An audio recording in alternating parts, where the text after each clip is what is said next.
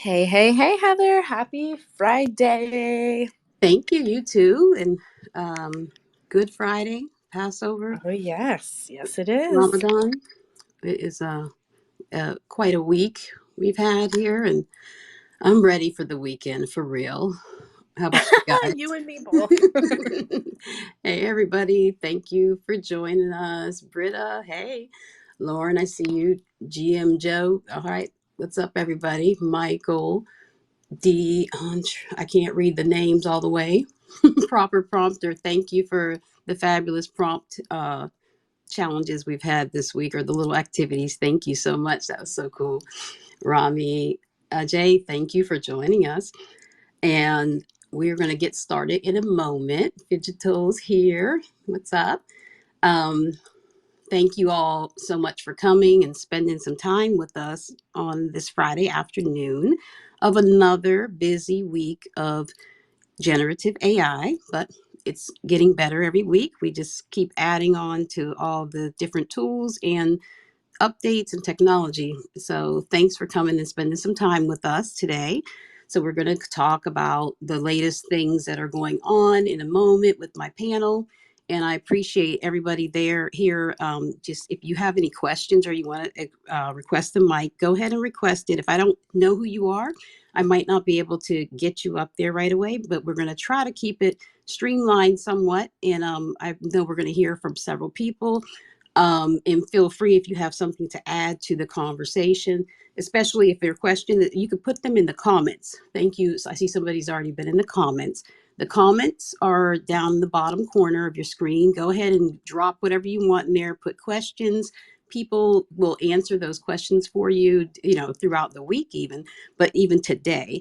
Put them in there and we'll try to get to those questions. And then different people, if you see somebody asking something there, make sure you try to, if you know the answer, go ahead and jump in there.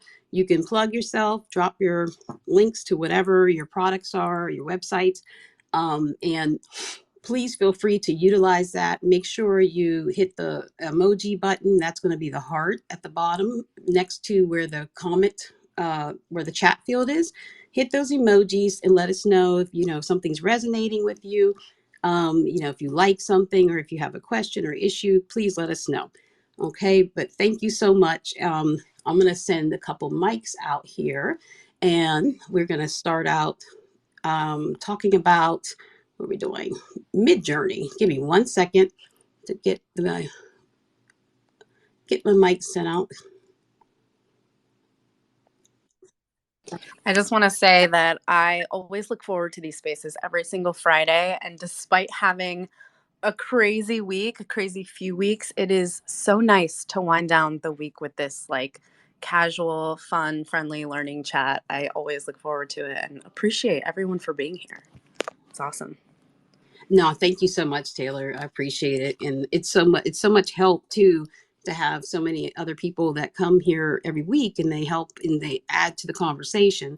And it's just so good to see everybody here. Dreambox, what's up, Addison? I'm just seeing so many friendly faces, and it's like we're having our Friday afternoon chat. But Billawall, Taylor, Linus, and Matt will be here pretty soon. I think Matt Wolf. But they're going to help me run some of this conversation, and we can go ahead and get started. Who's going first? Linus, Midjourney. Midjourney, let's hear. Let's hear it. Who knows the most? And just to echo what Taylor said also, oh my God, like I look forward to this space every week just because so much is happening and we can only you know, there's such an amazing opportunity space for us all to explore. We're foraging in the forest. We found our, I don't know, insert, truffle mushrooms analogy here. And then we can kind of help each other breathe from the fire hose of data, and information that we're all consuming. So certainly Midjourney did a lot this week. So I'm super excited to hear what Linus has to say. As one of the MJ gurus, I would say. I think you're one of the top MJ folks on Twitter, I would say, right? Like that's a fair. I'm not like waxing your pole too much here, right? That's true. He is. Well, He is. I am now hyperventilating, breathing through a paper bag. No, Linus. You're in good company. We appreciate everything all the different things like the post you just put up there with the different ways to rewrite the prompts. Yeah. Midjourney, but I what mean, is, there's so much happening. I'm sorry. yeah, I'm humbled by by the description. I mean, there are plenty of really good Midjourney people out there for sure. I mean, this week there's been a lot of small things, right, or big things and small things. I think they started off by releasing Describe slash Describe command on Midjourney that allows you to kind of do a reverse image lookup. What we have been able to do previously with like Clip Interrogator for Stable Diffusion also worked on Midjourney images, of course, but now it's built into Discord, which is pretty cool. Seen some different use cases for that. A lot of people freaking out that have been very like secretive with their prompts. I can understand their frustration a bit because like if you're an artist and you're spending a lot of time and creating unique content and then all of a sudden like someone can just come and reverse look up your work and I don't know from that point of view if it's good or bad. But I like the transparency. Like obviously I've been sharing as much as I can from day one and I don't really gatekeep any prompts for that sole reason that I'm not an artist trying to make a living of this. But yeah, I mean, mixed feelings, but we can move on. So the next thing then from office hours was um, a few cool things. So you can do like multiple reruns directly now. If you want to have like, let's say you want to roll something 5 times, you can do that without having to like re-roll, which is very useful. And then obviously I'm losing the words now, but permutations. So you can put within curly brackets values, and then when you run your command, it will like create the permutations of the words that you put inside of the curly brackets. I'm actually doing a thread on this because it's quite interesting, and there's people that have done that already, obviously. But essentially, it allows you to create quite a lot of permutations of your prompt from a single input. Really handy if you are a power user or you're working with Midjourney daily, I'd say. And then I think another cool thing is that they're launching the alpha, like the web UI. So if you are a Midjourney user and you have made more than 10,000 images, you can log in and use the web UI, which is pretty handy because they're introducing a lot of other cool things in there, like collage, I think, which allows you to use multiple images for generating images, like so for inspiration, for example. So I think Midjourney is shipping like the small startup that it is, 11 people, and they're just like they are outperforming even OpenAI, I think, at this point in terms of shipping stuff to people. I've probably missed something here, but Billowall, is there anything else that I missed in Midjourney land? Gosh, I wouldn't know if you missed anything, but I do got a question for you. There was a really good two sets of tweet threads by Dr. Jim Yes. Fan over at NVIDIA about sort of, the quite an astonishing, data flywheel that Midjourney is built between, taking cues from what images people are upscaling to this describe feature, essentially introducing, basically people are doing data annotation willingly because it's this like useful feature that's also helpful and makes this thing like makes this model, we're all contributing to making this model better. I was hoping you could talk a little bit about both of those threads and sort of your thoughts on that. Yeah, certainly. Oh, I almost forgot Dr. Jim. Sorry about that. Actually, those two threads are very interesting. So, obviously, I'm not sure if it's confirmed yet, but of course, what he's laying out in the threads. So for anyone that has missed the threads, maybe we can share them as well up and pin them to the top. But essentially, when you're using Midjourney in Discord and you're selecting like out of the four, you are kind of using reinforcement learning or like you giving feedback into Midjourney that helps Midjourney do better. It's not only the model itself from you picking like a winner, but it's like there's a lot of things happening. And we're also like doing versions of stuff that we like. And then with the reverse lookup, for example, um, so anyhow, it's like, yes, we can agree that this is like a data flywheel. I think my take on this is that it was like pretty obvious from day one that there was some kind of like reinforcement happening, because otherwise they would have just given you one image.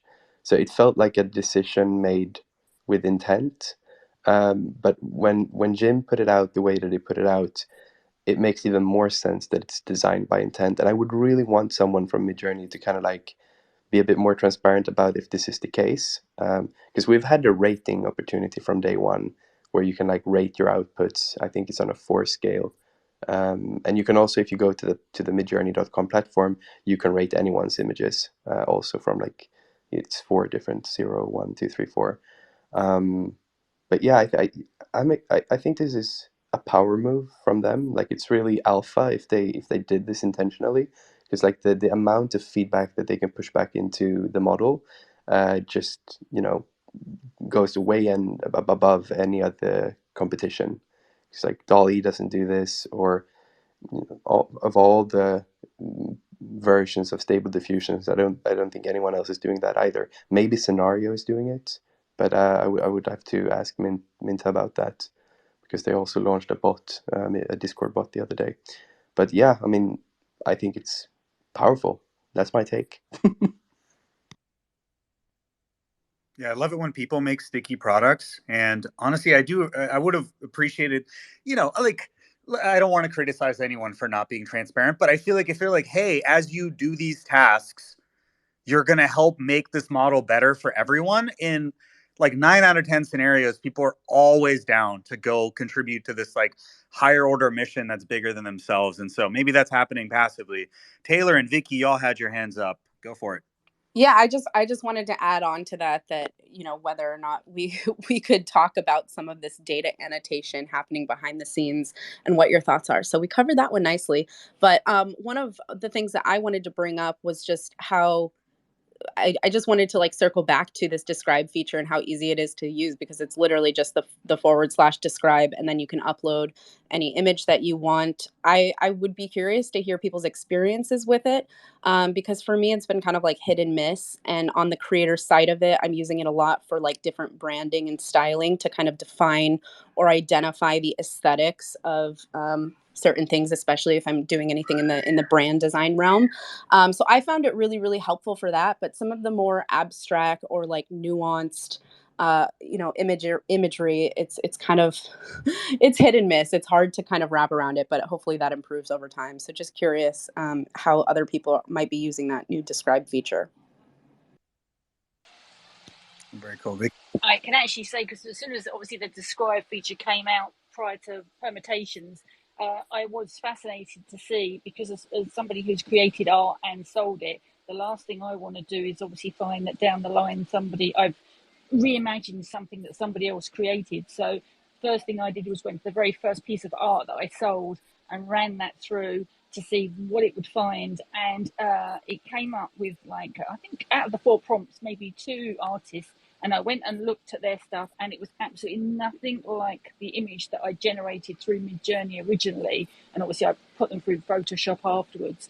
But what was interesting to me was it not just the art generator side of it, but the fact that it was giving me artists that I could go and look up and see, oh, it's an American artist or it was a Canadian artist, what style they use. And I was actually learning, it's like false learning. I was learning about other artists that actually were nothing like this image. But I also took somebody, I won't name them, I took a very well-known artist's piece of artwork and ran that through.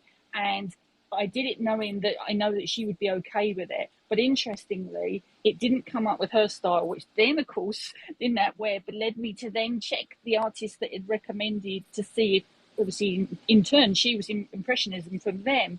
And again, it didn't look like that. So again, I would like Midjourney to come forward and say exactly what it is we're doing in terms of the describe button. Are we helping their models, or is it a learning tool for David to, get us to know more about the art world? Because I know he's huge on philosophy. So, I'd like them to come forward with that. But I think that's the other thing, is that you can put your own art through, and quite a lot of the NFT community on Twitter has as well, just to see what names pop up. So it's certainly been a fantastic week of experimenting. Vicky, this is such a good point. I feel like it almost brings up this meta conversation everyone's happening about defensibility. And certainly there's been a lot of conversation in the context of the GPT-3 companies pivoting to GPT-4.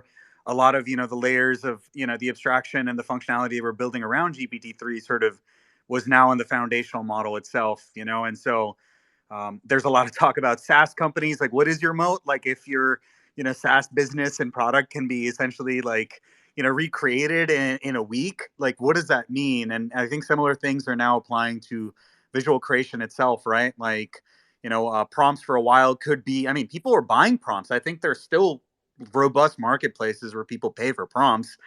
And if you have a very good reverse lookup, or something that gets you like 80% of the way there, and then you add in things like control net, et cetera, that let you get that last mile control or last pixel control, which I think like I totally empathize with Taylor's point there. Like, I did a little bit of experimentation. Yeah, it kind of looked the ballpark, but like like I want to be able to specify far more control.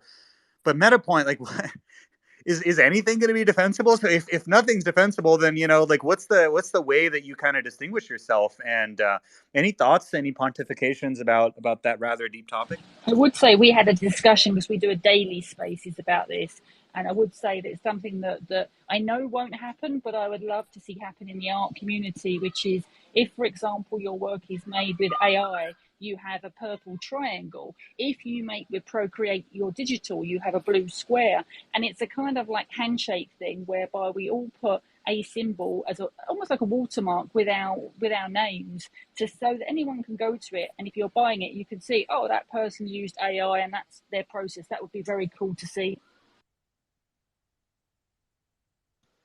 I actually spoke about this yesterday when I was recording a pod with a few people, and I think we're gonna have a large mouse and cat game. And I'm not taking sides here. I'm like, obviously, I feel for the people. Take sides, please. Yeah. Take sides. Okay, I'll take sides.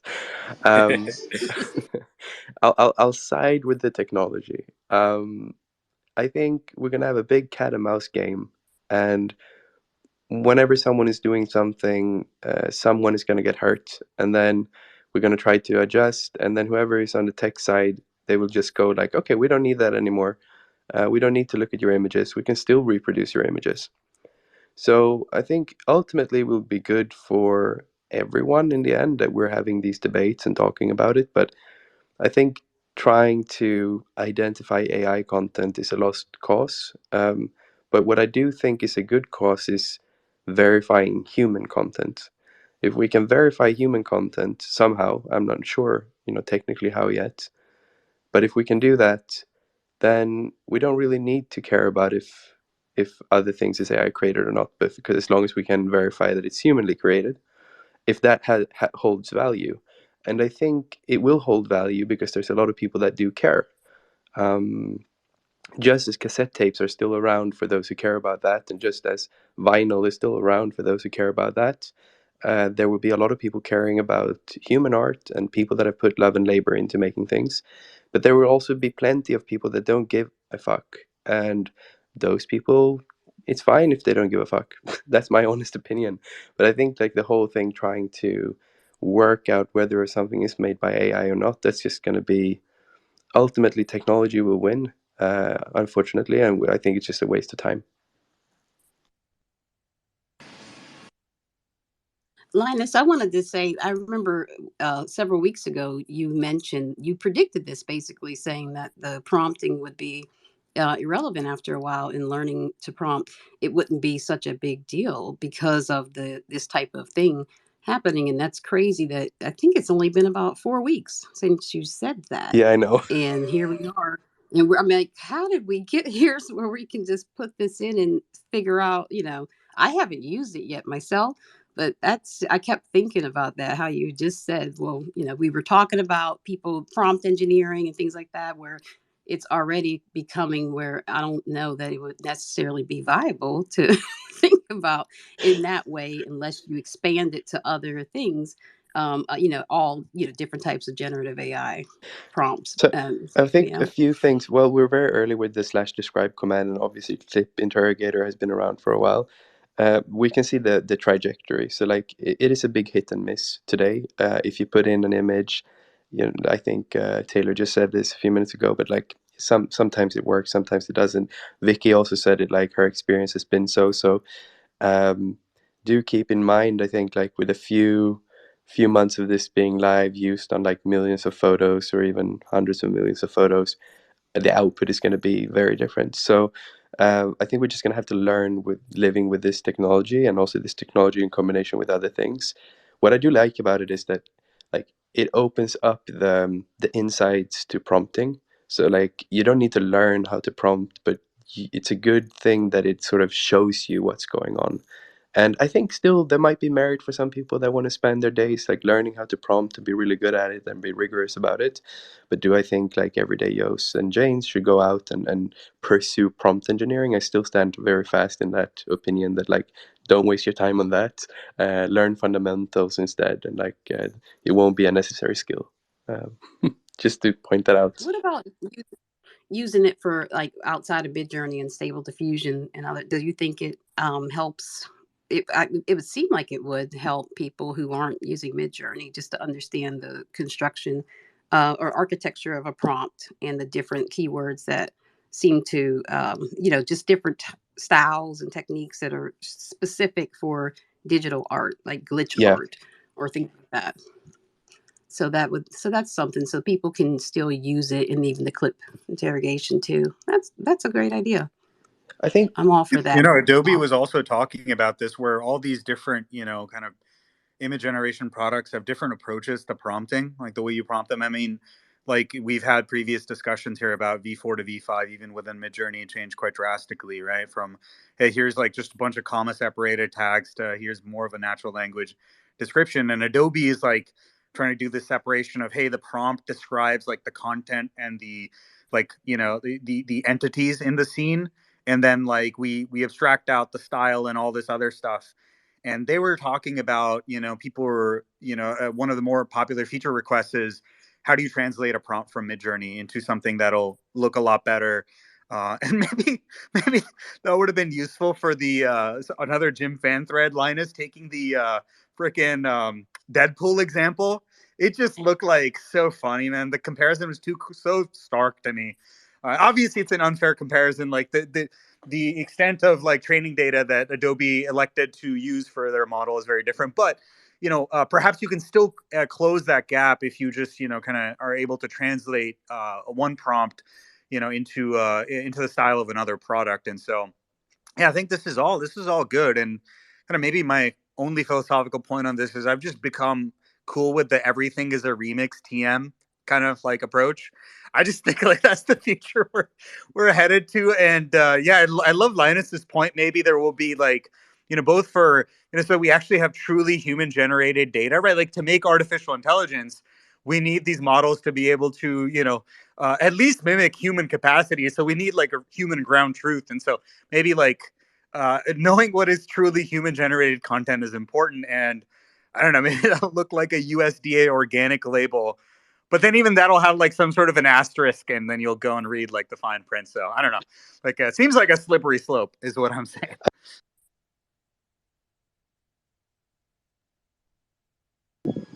Yeah, go for it. Sorry, were you gonna say something? You cut Oh, off there. sorry. No, I was saying like imagine like now we're talking about images, but if we consider the generative space in general, and we go video, audio, images, all multimedia essentially, it's getting harder to kind of trust these things, and like trusting voice is almost impossible with tools like 11 Labs out there or Rhyme. But like imagine if Apple, for example, they've innovated a lot in the ID space. First it was Touch ID, then it was Face ID. What about the fact that they might be working on something that verifies you as a human? So it's like human ID, and they take multi-factor authentication. You use your watch, so it takes data from the watch. It uses your Face ID unlock, and it might even use something else. So like when you are doing things, maybe posting or maybe like taking a phone call, it can verify that it's actually you doing that. So if I think anyone that's going to innovate in this space, it is again potentially Apple that's going to be the big player.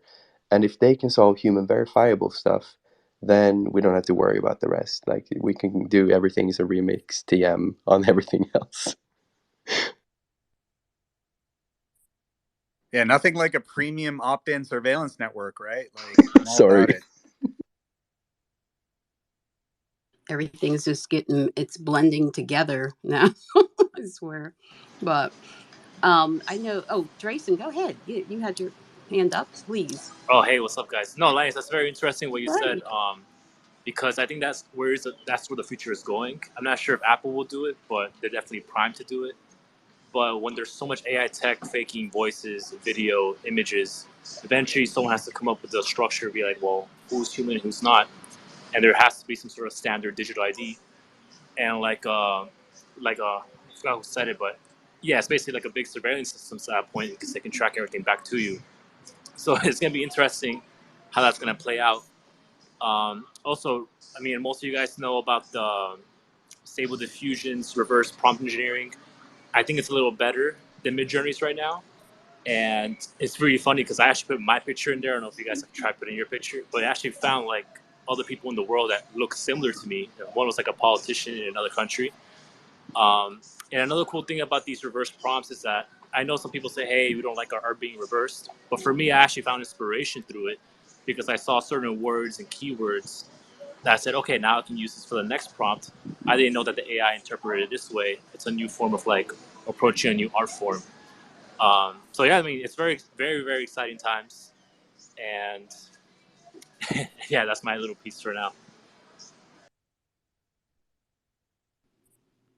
No, it's wild because it's just, yeah, every week there's just so much stuff that's happening. It's hard to absorb, but it's compounding, and I'm so glad I'm here for it. But it's wow.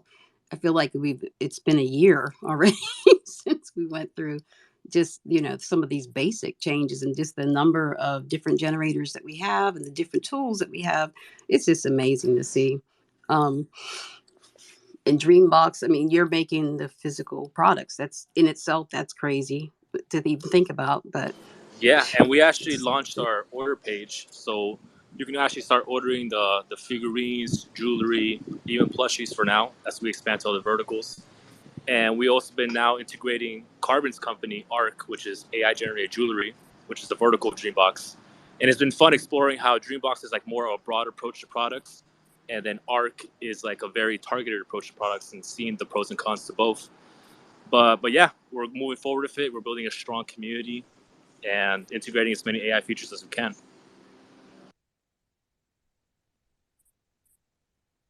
let me see who's going. Did somebody else have their hand up right now? Carbon or Ivan, did you want to say something? No, I was just feeding off of Jason's thing. Yeah, just we're just so excited of like, I mean, this stuff ripples out into so many industries, and obviously, like we just launched Dreambox Order, which is it's just dreambox.ai um, slash order, and you can go there and you can check it out. Yeah, so we've already got some orders in the mix and stuff. But if you have any birthdays coming up or gift ideas and stuff like that, like everyone is with Midjourney now is a like industry level designer. So now it's time to like make these things real. Yeah, and then with Arc, we have a lot of really cool stuff that directly related to the luxury industry. It's more in the Web3 space, and there's a lot of really cool announcements coming about that. And yeah, really some really awesome partnerships as well. We're actually just starting to roll out some announcements, but we're working with a rapper from New York City called Dubwork, and he's going to be dropping a mini album on our jewelry. We actually, some of our jewelry has NFC chips embedded in them. So you actually have to you'll have to purchase from his jewelry drop to listen to those tracks and that music. So just something that's not necessarily AI related, but some cool stuff that we're blending with all of this technology, which is really exciting. But yeah, just a kind of little update on that. But we're so excited about this stuff. Kind of to go back to the actual discussion at hand, though, we're really interested also of how this, obviously in the space that we're in of actually building physical products, how do we protect, like if someone designs a plushie or designs a piece of jewelry and it gets manufactured, how do we actually protect the rights to that? And if there's a lot of opportunity there too, someone could and stuff that we're working on kind of incorporating at some point. But if someone designs a piece of jewelry and then could other people borrow that prompt or that design and actually manufacture on their own, but pay rights to the original creator. Obviously, as it gets easier and easier to produce stuff, though, like, I mean, you could just look at a picture and reproduce it.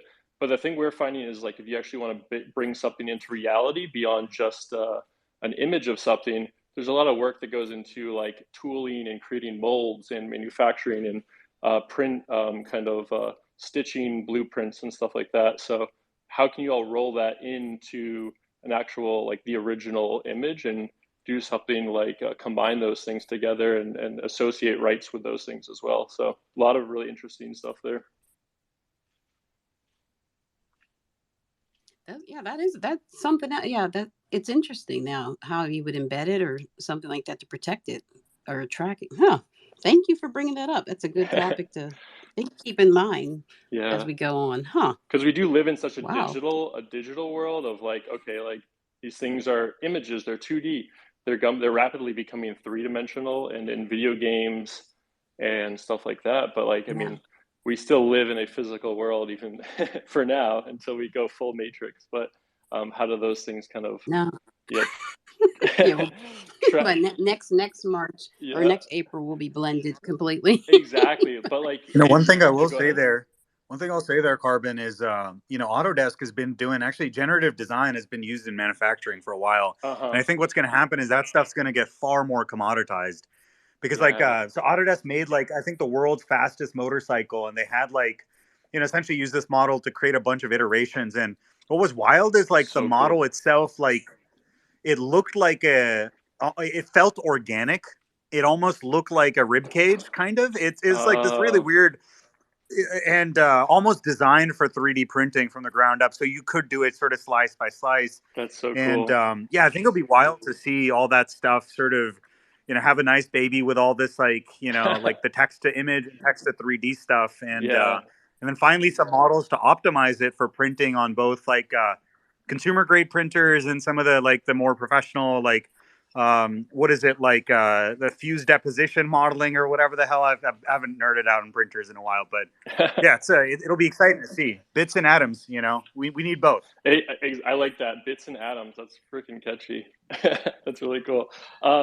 Yeah, I can almost, I mean, just as you were saying that, I was imagining, like, Star Trek, you know, how they have those little, like 3D printer molecular things they can just go up and ask for. It's like a microwave, but it prints out food and everything. Yes. I'm like, what if it was like Midjourney where you could just, like, I mean, obviously, they're not fast enough yet, but, like, they're getting there. But you could actually, like, if you were prototyping, I don't know, action figures, you'd be like, hey, give me 4 versions of this, like Midjourney. It gives you 4, and then you want to upscale or do iterations on one, you put it back in, and then it feeds it back in, does more, and all of a sudden you have, like, endless physical prototypes you can hold and touch and play with and things like that. That is one of the things about the future that didn't happen as quickly. Like, I remember this is maybe circa 2013 when the 3D printing hype was sort of taking off. People were like, yo, you're just going to print everything in your house, like, you're just, like, not going to need to, like, get stuff shipped, and it's going to be awesome. And yeah, I mean, again, I guess it turns out, like, atoms are harder than bits, but I think Yeah. certainly it's been used in actually, one question I kind of have for you about this is, how do you see the future of, like, the toy space changing, right? Like, you're already seeing this world where, popular YouTubers, especially kid YouTubers, are actually making their own lines of toys. And I was reading somewhere, like, even in toy stores, like, a bunch of this stuff is essentially, like, pushed by either, like, toys related to, like, Netflix grade cartoons, and then, like, other people are making action figures and stuff like that. Yeah, any thoughts on where you see that market sort of going and changing as as AI stuff becomes democratized? Yeah, totally. And it's something, I mean, this is at the absolute core, like, that kind of stuff. Like, if I was to give a TED talk, would be right in the middle of what we're trying to do. Let's go. And and yeah, I think, like, I'm a massive believer in, like, I've spoke about this before, of, like, ending gatekeeping and, like, industry. I mean, there's so much of the world is dictated by a very small set of people. Especially, like, I don't know, like, entertainment worldwide is, like, gated by a very small set of people in, like, California. And I think things like advancements in like DSLRs and like getting you went from massive cameras that were hundreds of thousands of dollars. Now your iPhone can shoot really good movies. And so like we've seen the democratization, obviously with YouTube, Twitch, all the stuff of the democratization worldwide of entertainment. And I think that's going to continue with manufacturing.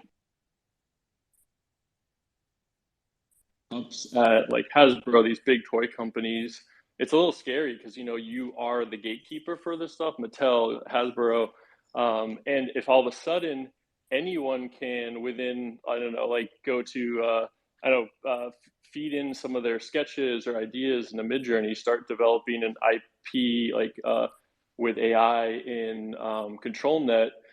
Create that library and then start using things that kind of can port over into 3D and work. But the cool stuff is along this process, there's so many opportunities to work with artists.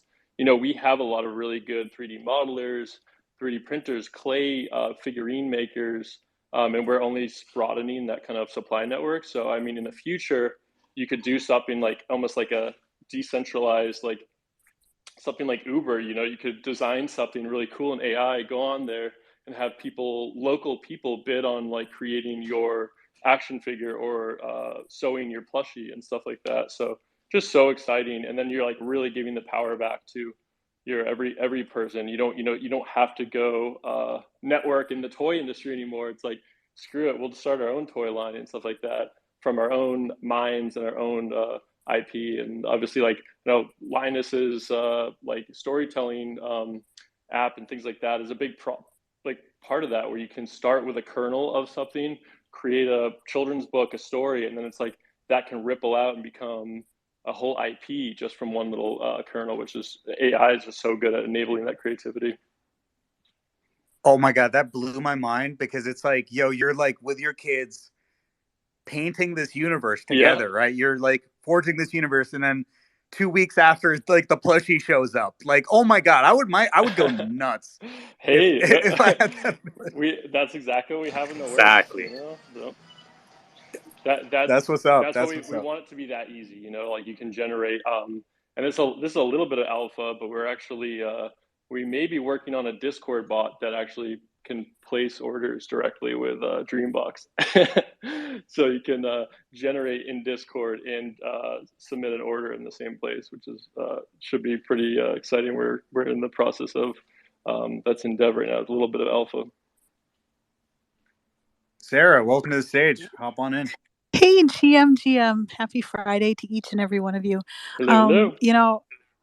Carbon, you're speaking my language, right? So I've been building maker spaces for over 2 decades, and it was the democratization of tools, right? So when you have a shared time space, tools, and ideas, that's a maker space, right? Right now we're in a digital maker space. It democratizes opportunity. And so when we outfit a space with, let's say, 3D printers or CNC routers, the everyday person becomes their own manufacturer, right? And that's what this time period is. For the first time in history, we have the democratization of opportunity. The barrier to entry to so many things when it comes to the 3D realm, we talk about collectibles or toys.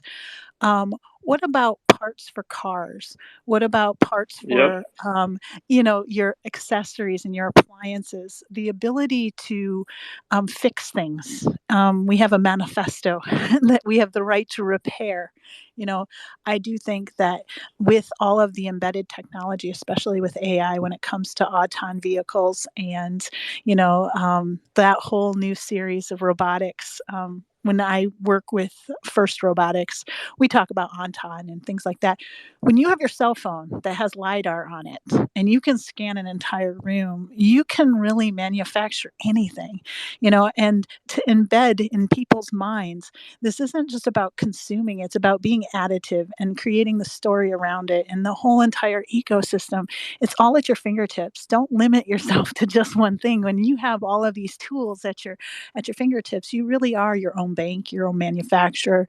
You are your own autonomous person, and from tip to toe, like you had mentioned with the plushies or with the tchotchkes or things like that.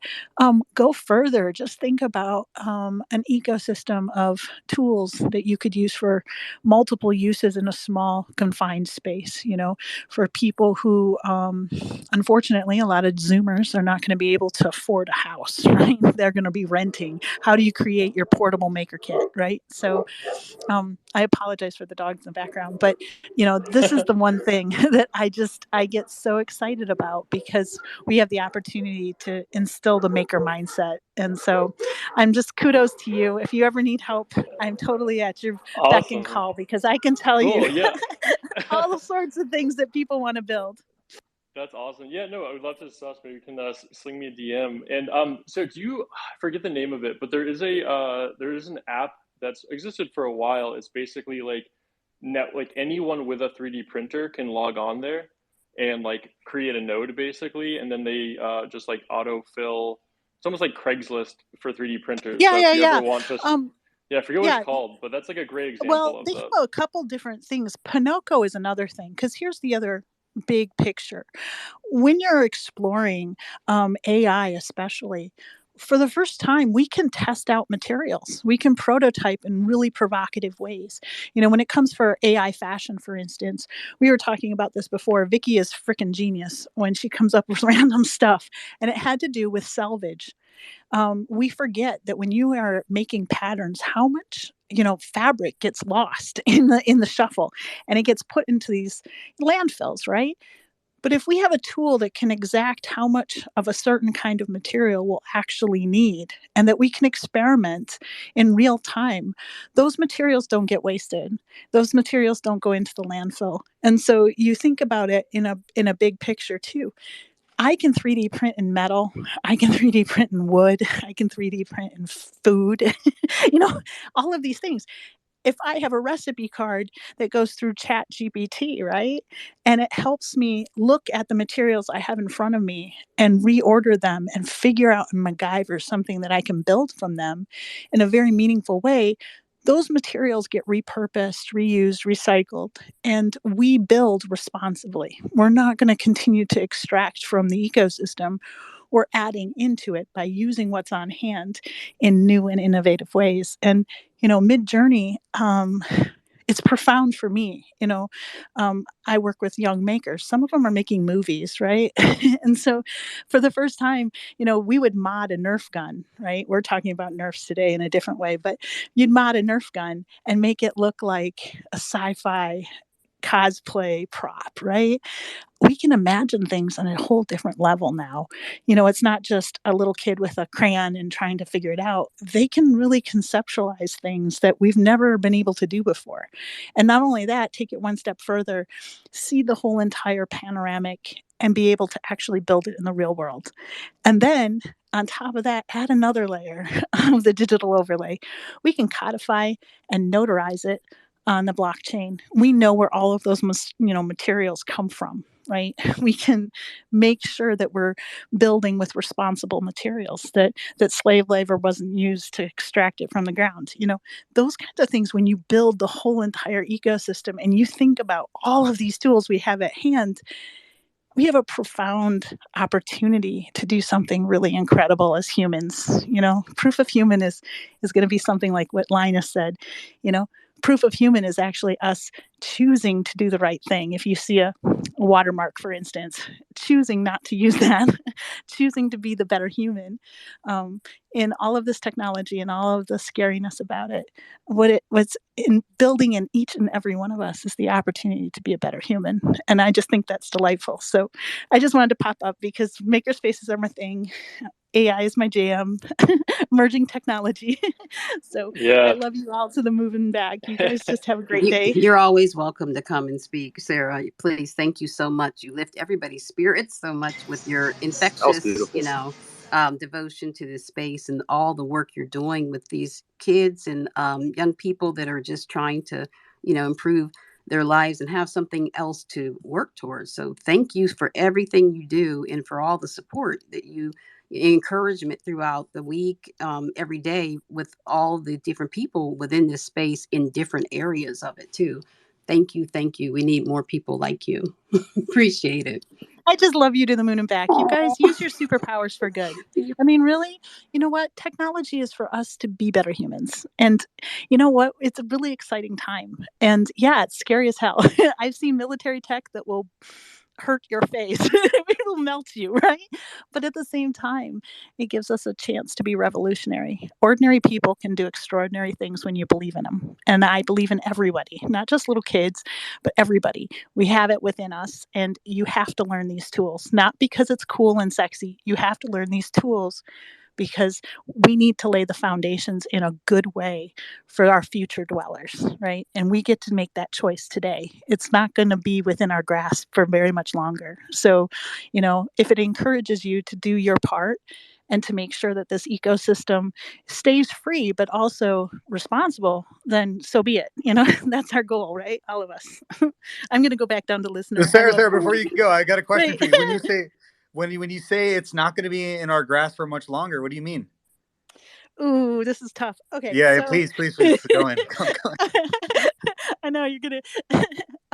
Well, okay. So being a part of Maker Faire, I've always had a front row seat. My job has always been at the crossroads of art and tech. You know, I was a gateway drug. I would teach people how to use, let's say, metal or leather to learn not just the X and Y axis, but also the Z axis, because we didn't want just mindless button pushers for 3D printers, right? So you know, you each play a role in these things, but because of that, you know, my daughter, she's involved with wearable tech, and I could not teach her those skills. So I would put her at the feet and the hemlines of the geniuses, right? So you have all of these Silicon Valley geniuses, and they really are bright and shining, incredible people. And a lot of times we create tech with one idea in mind. And it's usually to change the world for good. But we don't understand that there really is evil in the world too. We need both. I know that sounds awful, but we need the pros and the cons. We need the friction between good and evil, or white hat hackers and black hat hackers, because it's physics. You know, we don't get to move forward. We don't have mobility unless we have friction, right? So unfortunately, that's the case. We get to choose whether we're going to be Lex Luthor or we're going to be Batman or we're going to be whatever, right? But military tech in general, and I see tech in general in a big open way. Some people are users. They're parasitic in nature. They don't invent anything, but they definitely see exploitation in certain things. I mean, business people in general think this way. If you're going to be a successful business person, you see opportunities where other people don't. It goes both ways, you know, evil or good. Um, and a lot of times the most beautiful technology that we have gets used for very scary purposes, right? AI has the ability to be more human than human, and in that it can exploit our you know, loopholes, our quirks and foibles. But when you think about, let's say, the strategic high ground, if AI has access to everything that humans have ever done from the beginning of time, from everything, it's seen what we can do to one another. Do you think it's going to take an offensive or a defensive position against us? You know, when you think about, if you have a machine that has the ability to kind of think through these things. And the other thing too is that we automatically assume that it's going to have a human personality or a human empathy or compassion. Computers don't do that. So, you know, there's this double-edged sword. Um, I choose not to think about dystopia because I believe in people. I believe the chaos factor. I believe that humans, you know, artificial intelligence has no has no, it cannot combat the natural collective stupid of a bunch of kids together. You know, will it fly? Will it burn? Will it do whatever? And so with that chaos factor, there's this optimism that good will win, because in ultimate, especially on this weekend, I don't know if people are people of faith or not, but good wins, right? And you know, it's the Lord of the Rings kind of value. But the military tech that I have seen, we have to teach people how to discern for themselves between what is real and what is not. And teaching people fallacies, for instance, how to think, logic, that's stripped out of the schools, to be able to discern what is imaginable or made up and what is not. Because I can deep fake anything. I can deep fake you. I can deep fake me. My voice has been scraped. Yours voice has been scraped. This is decades old. You have to imagine anything we get to play with, they've been playing with for a decade. So we move so fast in this space. Think about the fact that they've been playing it with it for a long time. So, can we combat that? No, we can't. Can we put the genie back in the bottle? No, we can't. We can't fix what has been done, but we can decide right now what we're going to do. We're not a victim of our circumstances. We get to choose how we use our superpowers. Your skills, your talents, your tools, your ideas, the friendships that you make.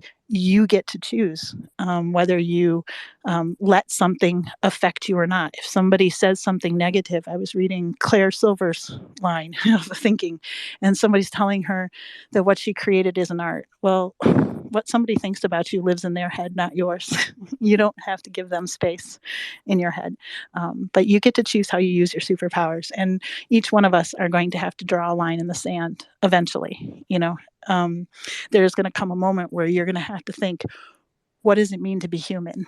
And only you can answer that for yourself. So surround yourself with people that share your North Star, that share your guiding principles, and show up every day, learn something new, and use your superpowers for good. Because I'll tell you, I see people in this space right now that I am privileged to just sit at their hemlines, that having them as pocket family. And I love checking in with each and every one of you every day, because not only is it the iron that sharpens iron, we all make each other think. We can disagree without being disagreeable. And, one thing, if I can tell anybody, is don't allow yourself to be captured by an algorithm. Don't allow them to brick you into a silo. You're given a stone every single day. Don't build walls, build bridges. That's the key. And so share your stuff, play nice in the sandbox, and be kind to one another. So I guess that's not answering your question, but I hope that it inspires you to think outside of the box and just know that the stuff we get to play with is nothing compared to the stuff that they get to play with. We just have to think of new ways to use it, to make their job a little bit harder in corralling us, but there it is. Hey, I think you more than answered it. And, technology is, especially this current wave of AI technology, is certainly the ultimate double-edged sword, right? Tech always has been that. And, I think people perhaps, scoff when, even some researchers are saying, like, this is bigger than nuclear. I mean, we're talking about what is real, what is fake, how we mediate our relationships, all of that. So I think the takeaway from this conversation is really like, use this technology, wield it appropriately, and put your worldview out there. And I hope at least that is a positive worldview. So speaking of a dual use technology, Facebook actually released something very interesting called SAM, Segment Anything. And by the way, they released the model for segmentation and the data set, which is kind of unique for Meta to do. And we could obviously nerd out forever about the dual use nature of all of this perception tech, but let's break down Segment Anything for the audience. Let's see, AP, would you be interested in giving us a rundown? Oh man, I might not be the best one to do this. All right, let me try though. So essentially, Let's go. It's a model, right, that can produce like high quality. I think it's like object mass from like any given like input prompt you give it. Like I think it's like you can use like points or boxes. So then it can generate a mask for like every object in that image. And so it's really exciting because, well, you can probably say more about like, the relation to like AR and VR and all that sort of thing. But, where my mind goes for this is particularly for like stable diffusion, right? Like one, we get the data set, 11 million images, and I think it's like a billion masks for that data set.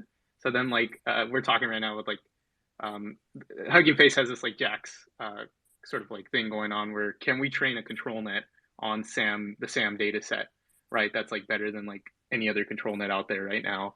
So that's really exciting. And yeah, I mean, like the whole like what this can be used for, it's really like wide ranging. And again, like the exciting thing is that it's open and anybody can use it and it's open source, right? So yeah, that's it's huge. I think you set it up well. We're seeing this shift from like kind of very use case specific, kind of models for these type of tasks to this more generalized approach. And that's kind of what we're seeing. Like it's a promptable model, right? So you can prompt it in different ways. And I encourage everyone, I linked the Meta official tweet. They actually have a live demo too. So you can upload any image. You could say like, upload your Midjourney creations and immediately segment things out. And there are different ways to prompt it, from like, you can actually use text too, but you can also just like draw a bounding box, and it works exceedingly well. So let's say you want to segment out a jacket that somebody's wearing, right? If you just like crudely draw this bounding box across, roughly where the jacket is, it'll do a really good job of selection. And it's doing this way better than anything I've seen, even with the more ML based, segmentation and selection options inside of Photoshop.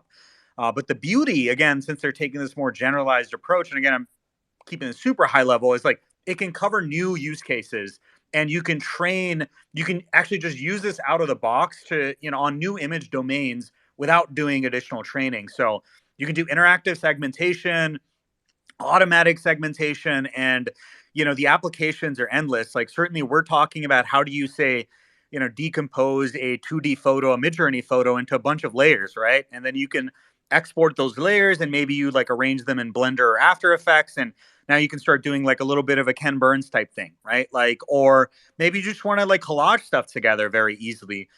If you have an iPhone, you've got a version of something like this on your inside of your Photos application, where if you long press on something, you can select that, semantic entity, and then paste that into something else as well. And so, what's super exciting is like, given this is this like generalized approach, you can use it for these artistic use cases we're talking about. But the other stuff Meta talks about is really about augmented reality, right? Like, when you have glasses on, your eye gaze could be essentially that prompt, right? Like, that I care about this thing, and then you can segment it and query it and do other interesting things, or start attaching content to it, trigger certain types of software and experiences. So this like ability to segment what you see in the world and do this type of very dense pixel segmentation, so hey, these pixels correspond to this type of like class, right?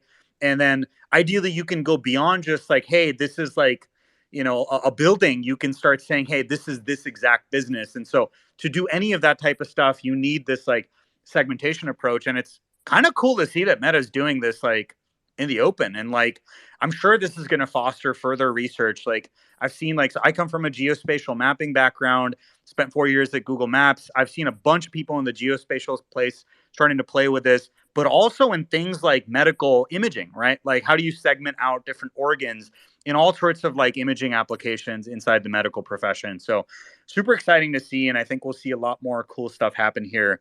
Yeah, Sarah, jump in. Yeah, I was just going to say, I did post an article from a friend of mine named Ben.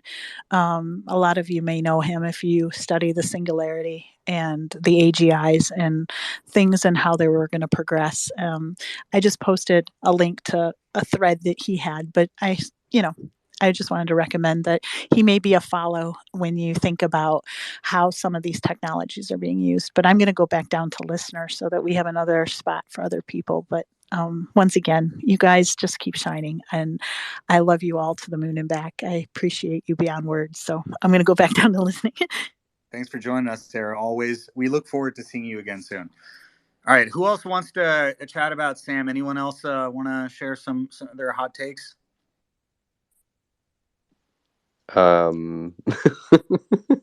What is there not to like about this? I mean, I'm just, I was so blown away by it.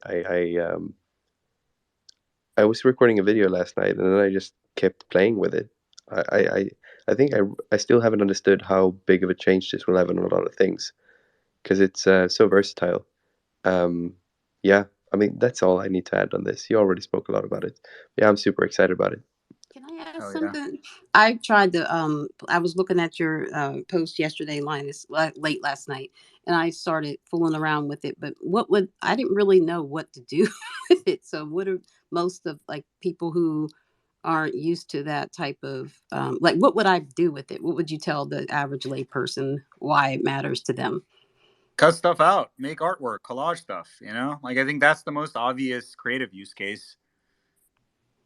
Yeah, Um, from that point of view, but then also like that it's so fast at like taking anything from a scene, and it also works on video, right? But it's just segmenting and labeling and doing a bunch of things that fast. Because like I do want to emphasize on the speed of which is doing these things.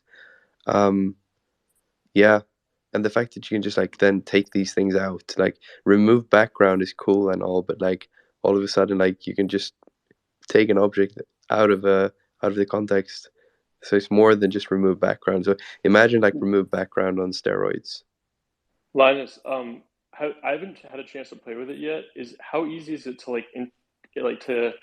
I know. I guess like I want to get this into freaking After Effects as soon as possible. I went to school for animation, and like I've spent probably weeks, if not months, of my life just tethered to a machine doing rotoscope both by hand and like with some assists via these, I don't know, crappy tools, which have been great for their time. But this is just a game changer. Like if you can drop in any single piece of video that is a live plate and rotoscope every layer instantaneously, like this is going to have massive ramifications for the special effects industry and obviously the commercial space as well. Yeah, exactly. I haven't like these are the things that I kept thinking about, and I've been speaking about rotoscoping for the past few weeks with a bunch of folks because obviously like that's a lot of job manual labor goes into rotoscoping, Yeah. and this could be yeah, as you just said, but this could be one of these things. It's just like this in combination with something else, perhaps that could just take out 90% of the manual work in rotoscoping, perhaps. Yeah, I mean, this could be the end of like green screens. You know, we've all seen for decades now people in front of goofy green screens with blue and green like tennis balls and backgrounds, and those things actually cause really bad problems when you're in the special effects space because all of those green and blue like bounce around and affect every pixel that ends up coming down into the actual source footage that you get, and so there's a lot of problems when you shoot in that. Like, I mean, even in like the Avengers and stuff, they have to spend a ton of time and effort to try to decontaminate that footage. And if you can just shoot, I mean, this is why things like The Mandalorian were so big because they started shooting on LED backgrounds that were directly connected to Unreal Engine that they could dynamically create new backgrounds and shoot those live. So you have really good reflections. Like Mando's entire armor is bouncing those real reflections. You couldn't do Mando's armor on a green screen. So this is like if you could just go out, anyone can shoot on their iPhone and then have industry level rotoscoping. It's like a huge game changer and will affect so many things. Yeah. Also, wonder what Wonder Studios is doing in the space. But it's funny that you mentioned the Mandalorian because obviously, like in the VFX space, the micro LED displays are now becoming like staple. Like everyone wants a rig. Everyone is investing in the space, and Unreal is obviously also a big player, an important player in this space. And so is Quixel and Quixel Studios, and yeah. Yep. Yeah. But yeah, I mean, for the layman, like if this stuff gets into products, like if Sam gets into products that allows you to do these things and not just like what we have some sort of like really bare bone green screen filters for social apps, but I think it can become like 10x or 50x better utilizing something like Sam underneath the hood. That does help. Thank you. So it's kind of more like if I were thinking about it as like a editing tool, where instead of if it was made in a UI that was more user friendly, is something that the average person could take it and just as they would to remove backgrounds or to do different things, removing objects. Is it cleaner than those? Like, is it a little bit better because it's removing that whole segment? Yeah, it's gonna be a lot better. I think like Linus, you almost alluded to Wonder Studio there, but I do want to make a point here, which is, Yeah, like the most popular filter on TikTok is the green screen filter. And it's just like, obviously janky model that's supposed to run on like a long tail set of like Android devices, right? Like some Xiaomi phone with like basically, just awful specs and still runs at 30 FPS or whatever. But it's been funny how like even you see Meta doing this type of research, right? Like in the applications they cite are like AR, VR, agriculture, medical stuff. And like thus far until really this generative AI stuff started taking off, maybe because hallucination is sort of like a feature, not a bug in creative profession. Like it's just like interesting that creative tools were ignored. So yeah, like I linked this post where like Brielle had this amazing example, almost replicating sort of like Wonder Studio-esque functionality, of course, with a heavy caveat of like, this is running in real time inside of Snapchat, inside their runtime, using their inference models. But the fact that these capabilities have existed to make like stupid AR filters. Meanwhile, like folks like Carbon, like, like, and like his people he probably studied with are sitting in like After Effects painstakingly Yeah. using content aware frickin' rotoscoping. And even that sucks, It's like, so I really hope now this stuff sort of permeates into the creative tool space in a more direct fashion because, yeah, like, obviously it's only been the tech players that have been pushing on this research. And then the endpoints end up being consumer applications versus this stuff where it would really add value. AP, you want to add something? And hey, Jim, welcome to the stage. Thanks, guys. Oh yeah, I was just going to add in that some of the other applications. I know Robert's in the audience. Maybe he can allude to this more. But one of the biggest things in the paper was about like the applications AR VR, right? So like if you're talking about you're wearing like what is it, like an AR headset, you can detect, right, like every other human in there. I don't know, like make all the buildings that you're wearing your headset with turn into anime, or another use case is taking the what is it, the object mask for like an image and then turning that and lifting it to 3D. So yeah, I don't know. It's really interesting, like what's going to come from it. Like I said, there's some conversation because like the SAM model is really memory intensive. So like not everybody can run it. So like there's people are like trying to figure out how can we get this to like run on like consumer hardware, right? So like the optimization conversations going on. And then also like how do you get this into stable diffusion, right? So yeah, a lot of interesting stuff happening in that front. Thank you. Go ahead, Bilal. I was gonna say, all right. I mean, so like, I think we've exhausted Sam. So we could go to NeRF next. Okay. And Jim, did you have in block? I just wanted to see. Did you have something to say about that? Yeah. I see you in cinematography. Yeah, I mean, I've kind of been in this game for a long time, for make believe, if you will, for imagination on film and TV and experiential and volumetric for a long time. So this whole chasing real time segmentation and image plane separation, if you will, for Sam is been around visual effects and CG for quite a long time in different forms. A lot of people that are used to kind of the consumer prosumer aspect through tools from Apple, Adobe, the Foundry, and other tools that have been in kind of motion graphics and visual effects for a long time are seeing a different way of the tools get rolled out from the advancements of machine learning and AI, and also from the AE space, the AEC space, and geospatial and mapping. It's kind of like all the stuff is coming together. In visual effects, we tend to go outside of the day-to-day tools from the Foundry, from Adobe, from all the big name companies that make a lot of the creative software, because frankly, there's a lot of gaps to fill. After Effects has been like a long staple tool, but it's also has put marketing features above end user usability. And it's more of a motion graphics tool than a high-end compositor, like Nuke, like Fusion, like other in-house tools at different visual effects studios that are custom built lighting tools, render engines, real-time segmentation tools for volumetric capture, which wind up in things like AR applications, experiential apps, even for real-time projection and experiential projects. So the one thing that I want to kind of tout on is that, you know, the the SAM models and things that we're seeing in and tools that are starting to come into things like any of the game engines. Pick your flavor from, you know, Unity to Epic's tools to, you know, Amazon with old tools like Cry and Lumberyard.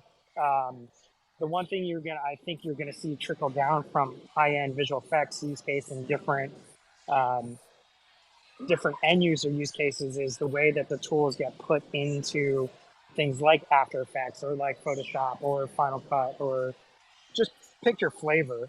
Um, they're all going to have different use cases, but be mindful that companies like Adobe and Apple and other tool sets are going to take a totally different approach to what the end user usually does, because they've got, you know, marketing things. They have a marketing approach to what tools wind up in there, because, you know, they are public facing companies. Sometimes it's got to be flashing marketing effects than actually something that any of us would want as an end user for, you know, NeRF, for SAM, for SLAM, for, you know, anything. My 2 cents is that this coming into After Effects or green screen or, you know, LED volumes or all that, these are all in between steps into what the future inevitably is going to be. You won't need a green screen, you won't need blue screen, you won't need an LED lamp, you won't need an HMD. And, you know, these are far off. Replacing green screen and blue screen, this is far off. You know, what we're doing today is all these kind of little in between gap filling solutions. And it's not going to be one company that's going to solve every solution that's out there. I kind of feel like the future is going to be a capture device that can do real-time segmentation, spit out multi-path depth layers, AOVs, and lighting. But, you know, we're still talking quite a number of years away. But I don't know. I think I've spent enough time kind of waxing poetic on what the future is, but it's definitely going to be a multi-step into like all these technologies coming together in different platforms. Jim, I gotta. That's a really awesome exposition. I gotta ask you, since you've done like VR, you've done VFX, you've done virtual production stuff now, so you've done real time and offline in you know various levels from consumer right up to like the highest professional caliber. It is really interesting what you said about After Effects. I'm going to talk about this like sort of compositing tool, like this sort of After Effects is definitely a motion graphics tool. It's not really good for VFX. And then you've got Nuke, you know, Nuke by the Foundry, super high end. And I know they had their like copycat ML type features. And then you've got like Fusion maybe as a sidekick to DaVinci Resolve, which is getting more and more adopted, certainly by YouTubers because it's freaking free. And now you've got other plays like Wonder Studio, right, that are trying to be this all in one tool, take a lot of these primitives that we've been talking about and package it up together.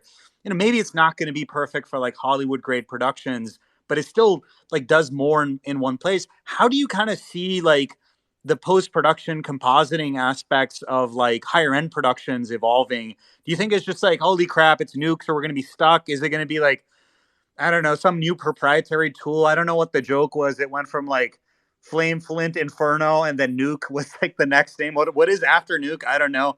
I guess nuclear is the biggest one, but yeah, could you share your thoughts on how you see like specifically VFX and compositing tools evolving on the higher end of things? I love what you said about capture, sort of like being able to do this richer form of capture. But I'm really curious to get your thoughts on post, and maybe along the way, if you want to talk a little about Wonder Studio, that'd be awesome too. Sure. I mean, look, there's a lot of tools to choose from out there, from like, you know, After Effects level, FX Home, Motion. You know, there's almost an abundant choice that anybody can choose. Even some open source tools. You go, you know, what do you use instead of Photoshop? You can go to GIMP. You can go to, you know, other things based off of your workflow, your budget, and your kind of what your brain is trained at using. Most people grew up on, you know, Avid, early days of Premiere, and Final Cut, and that was like their gateway into things like After Effects, and then, you know, learning tools like C4D and Maya, and then just kind of progresses there. So there's different camps of people, and if you look at today's creatives, how they've evolved. Yeah, prime example, my buddies at like Corridor Digital. the way that those guys and gals out there have learned is if the tool is free or that has a trial, it is usually a gateway for someone to learn in an environment that's not hinged based off of a subscription model or really expensive tools. Like, yes, Foundry tools are amazing. They're a staple. They have been for a long time. There is a very big, gateway unless you're using an educational license to get in and learn the tools today. I think with what we're seeing with tools like Wonder Dynamics coming to beta, NeRF Studio, like you brought up with like Fusion and DaVinci Resolve having free but limited aspects to it. These are all gateways into different layers of advanced tools that were normally in-house tools at CG Studios or Visual Effects Studios. That's the great thing that everybody likes to tout of that word of democratization is a key point into it. If you open up tools and you make them available either for low cost, no cost, or moderate in terms of subscription or perpetual licensing, you're now opening up the pathway to everybody to have access to learn. I think that's why we've seen social media, YouTube, all the different platforms where we can share as creatives and artists and get our ideas out there quicker, is that you've got this whole new, graduating class, if you will, of artists and people experimenting in these different tools. And I will say, like, high-end visual effects can be really convoluted. You're stepping through anywhere from 5 to 10 different applications based off of what division you're in, what type of project you're on, what kind of feature film, TV show, or experiential. Even if you're working on live visuals and concerts, you may be using Maya, C4D, Resolve, Premiere, and pick your flavor of a render engine. Um, and Yeah, and it's also an absolute horrible user experience between every time you move between those because two there's not a things. lot of standards to that point. The standards Yep, that you have exactly. is you may take an FBX camera out of C4D, bring it into Unreal or Maya or whatever, and then all of a sudden, why is your camera flipped upside down? It's because, well, Unreal treats a different space of, like, Z up, Y, Y in terms of our positioning of different things, and it's like each application has certain proprietary things to it.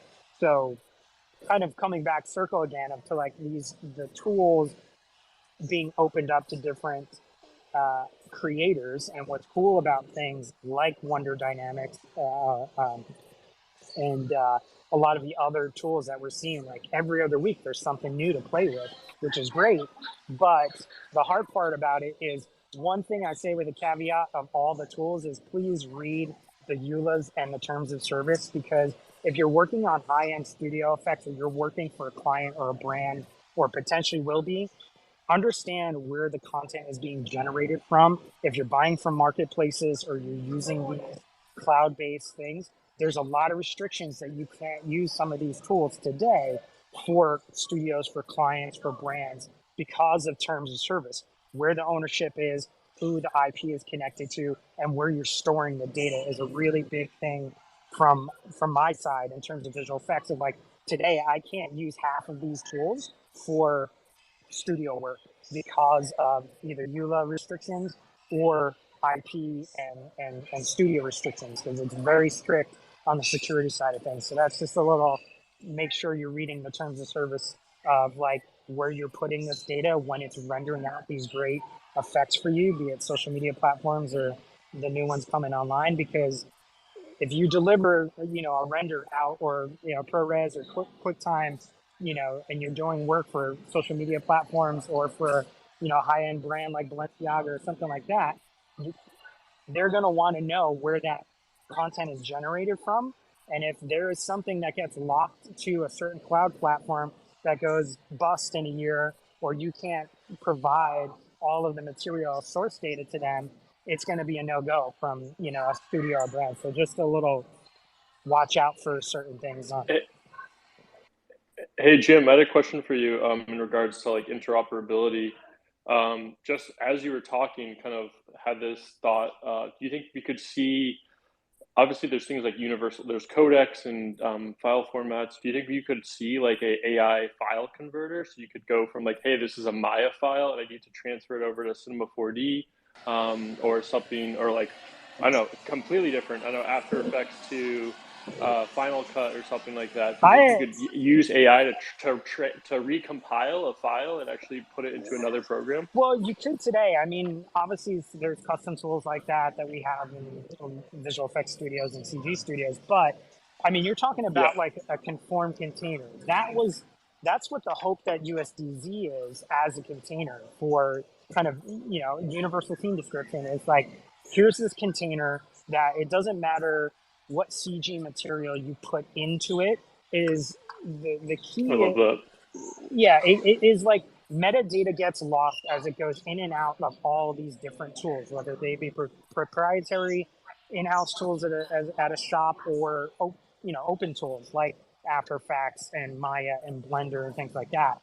Blender is a great tool that it's an open source tool that has a lot of backings. It's still not the staple. It's a reason why so many big companies have invested hundreds of thousands of millions of dollars over the years. Why Maya and 3ds and other tools have been the staples is because of the custom tooling in the back end, the training of the teams to learn those tools, and they're very sometimes project specific. So the hope is that we get universal descriptors or universal conform containers like USDZ or something that would basically let any one of us take content or assets from wherever we're using it from, dumping it into this, open source container, and then let any app or any platform be able to know that, hey, this was a Maya camera and it's in, a FBX or OBJ format, but I want to bring it into Snapchat, or I want to bring it into Blender and then bring it back into Unreal, Yeah, and not lose any of the exactly. metadata or the footprint. That I'd hope for us to get Gentlemen, there. gentlemen, maybe to just up level this convo, because like I'm a VFX nerd like y'all, Yes, yes, and sorry. we just went into the deep end Sorry, of formats and stuff. sorry about But that. but I'll just say this: it is a valid point, which is this was the problem with the in quotes metaverse too, right? It's like you want to bring your goddamn avatar that has like, and Yeah, not just the assets itself, the interactivity with it. You got this like massive monster that is supposed to like defy the laws of physics, and now you're bringing this like avatar into this other world that has completely different world physics, completely different scale. I mean, I love the joke about which exactly. side is up in Axis 2. But yeah, I feel like this is a really hard problem, and it is a good question how much of like AI based tools are going to make this sort of interoperability a little bit easier. Linus, do you have anything to add here to just as we like kind of bring the convo back? Yeah, no, I was ready to drop the hammer. But no, but I think this we're talking about like a good use case for AI and ultimately like transformation of code and all this. Even if the container of is it UDC, even if that's a good format, like I think AI will be a very good companion in the future, moving things from one side of the spectrum to another, not just in VFX and Exactly. 3D, but like everywhere. We're already seeing that happening. I can just imagine that's going to become even more the norm. But let's pull it in back to where we're going to go next on the schedule. We're already an hour 22 minutes in, so let's move on from this conversation and maybe we'll talk about VFX again next week. Thank you, How about Linus. that? As much as I want to know more, but man, it's Friday afternoon for the rest of us. So where are we going next? NeRFs. Nerves. Is Matt going to do that intro? Yeah, Yeah, Matt, go for it. let's talk about NeRFs. The last 20 minutes, I kind of felt like a dum dum because I lost the thread a little bit. I didn't know a lot of the words that people were saying, and but I don't think we have to totally shift it away from VFX because I think NeRFs have they definitely have implications in VFX as well, but it's something that I could much better wrap my head around. And so if you're not familiar with a NeRF is essentially you can take like a video of an object, right? You can take your phone or a camera and you can walk around an object with your phone and get sort of a 360 view of that object, and then it'll turn it into a 3D object that you could use in your computer. Or you can sort of walk around an environment with your phone or your camera and then turn that environment into like a 3D environment, right? And so that's kind of a very oversimplified explanation of what a NeRF is. And one thing that was really exciting that just really recently popped up is that Unreal Engine and Luma Labs, kind of the leading company that's dealing with this NeRF stuff, they sort of teamed up to allow you to use this NeRF technology inside of Unreal Engine. And, you know, what makes that really exciting to me, and, you know, to really sort of simplify the visual effects conversation, what makes that exciting to me is I can pull out my iPhone, something that I just have in my pocket at any time, and I can walk around my house with my iPhone right now and get a 3D model of the environment in my house and have my entire house translated into a 3D world. And then I could pull it into Unreal Engine and walk around in Unreal Engine as a game character in that world, right? That's what this sort of combo of NeRF plus Unreal Engine allows us to do. You know, in the past, there was a lot that goes into creating these 3D environments, but with this NeRF technology, you can literally create a 3D environment by using a camera and walking around in that environment and then importing it into Unreal Engine. You can create an item, an object inside of Unreal Engine, and just by taking a camera and walking around that item, you can import it as a NeRF and pull it into Unreal Engine. And so people could make games out of environments that they're really in. People can create movies and import real world environments. People can take drone footage of, you know, I've seen drone footage of like the Colosseum, right? Where they flew a drone around the Colosseum and then turned it into a 3D NeRF that you can then go and actually like navigate a character around inside of Unreal Engine if you wanted. And so that technology to me is really exciting, and that's the sort of level of visual effects that I'm personally at, where I can kind of wrap my head around it. And I know Billawall, you've done a lot more with NeRFs. I've seen your videos where you took NeRFs and then you sort of pulled them into Gen 1 and made some fun stuff with the combo of NeRFs and Gen 1. So I know you're going to have a lot more to say about it. But that sort of like NeRF Unreal Engine combo that we're seeing that they just recently announced, that really excites the hell out of me. So yeah, I think that's kind of where we want to segue the conversation, but I'm going to pass it over to Billawall to probably fill in some of the gaps there. And I'm gonna interrupt real quick. Why don't you tell us what NeRF stands for? So it stands for Neural Radiance Field. But I'll pass it over to Billawall to explain what that means, because I couldn't describe what a neural radiance field is other than I know what the acronym means. Yeah, I mean, so this is basically think of it like an approach to do reality capture. And reality capture meaning you want to digitize things in the real world, whether that's an object and an environment. And what's unique about NeRF is, like, thus far, the way to do reality capture has been this technique called photogrammetry. And what that literally is the art and science of like measuring stuff using photos and other sensors. So if you've heard about LiDAR and stuff like that, when the LiDAR came on the iPhone, everyone was freaking out about it. Like, oh my God, I can scan some stuff. And of course, what they used it for is to figure out where you are and do really crispy autofocus and give you that sort of blurry background, kind of tying back to the segmentation conversation we were having earlier. What's unique about like NeRFs is like basically how it works is you take a bunch of these photos. So how reality capture usually works is you want to assume the thing you're capturing is static. So let's say you want to capture your house, you go around, take a bunch of photos, a video of your place, and now you're assuming a static environment, and these images are observing this environment from different positions in 3D space. So then what you can do is essentially like triangulate what is the relative position of each of those photos in three-dimensional space. Now, that's where the similarity between photogrammetry and neural radiance fields also ends. So you do this thing called structure for motion to basically assume static environment. You figure out where all the camera positions are, the camera poses, to use the technical term. And then what NeRF does is basically you have this AI hallucinate and imagine like just like spitball ray tracing. It's like, hey, I know this object looks like this from these positions. Now I just want you to like imagine ray tracing this whole thing and create this like volumetric representation. And what's wild about it is, so when Matt scans his like freaking room with, let's say, 300 photos, he's basically creating a model where like all of the appearance, like the complexity of reality that he captured is modeled by the weights in this like multi-layer perceptron. That's what they use to create these NeRFs. So you're training this model that like can nicely extrapolate not just the photo positions that you actually took, but everywhere in, around, and even outside of it.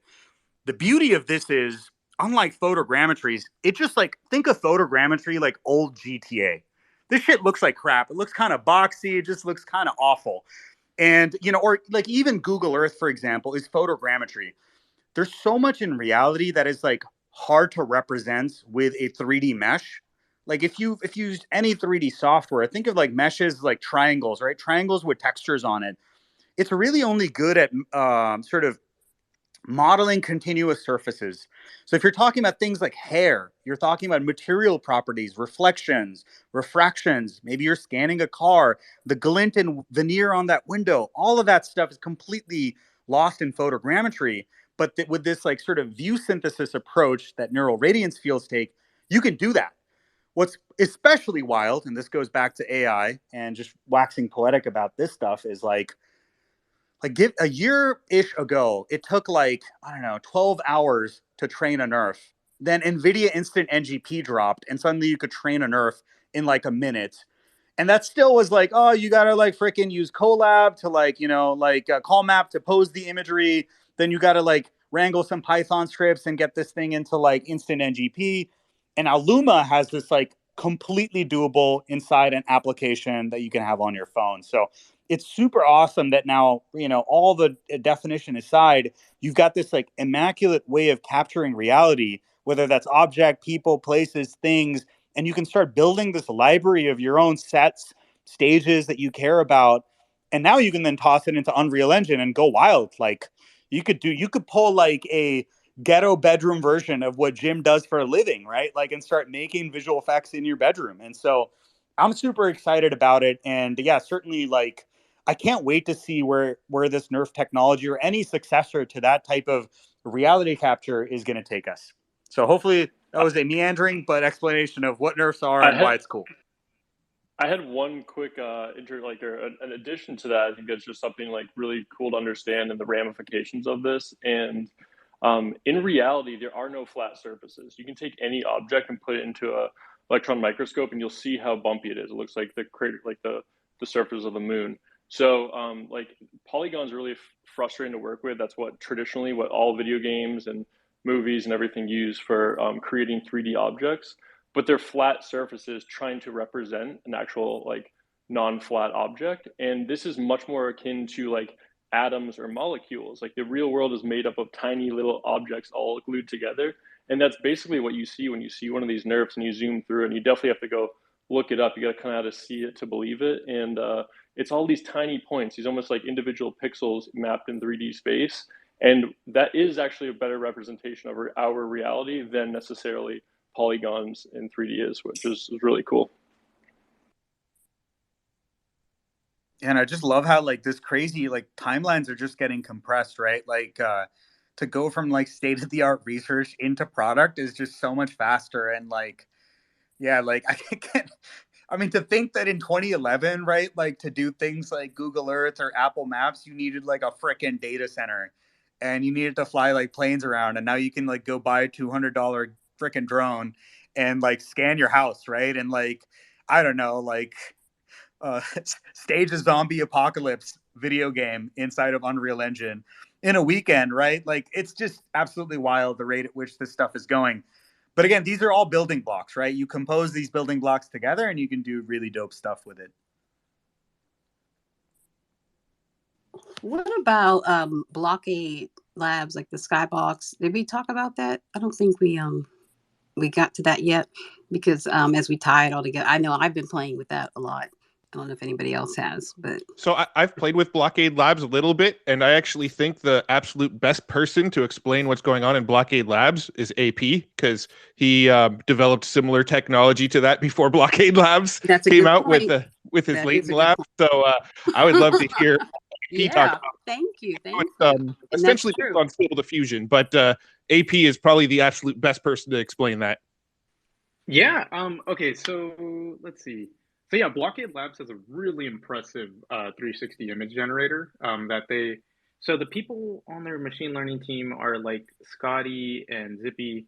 But yeah, like Scotty was one of the first to like pioneer like the 360 image generation, right? So that stuff's really exciting because well, I can explain how it works. So the way it works is they fine tune you fine tune the diffusion models to go in that 360 sort of how do you say, like, projection? Because what it is it's just like an image that has a 2:1 aspect ratio, and then it's wrapped right into a sphere.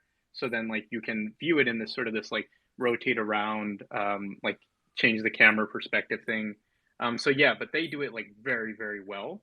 And so that stuff's really interesting because, well, I guess like the main thing is like it can be used as a skybox for games.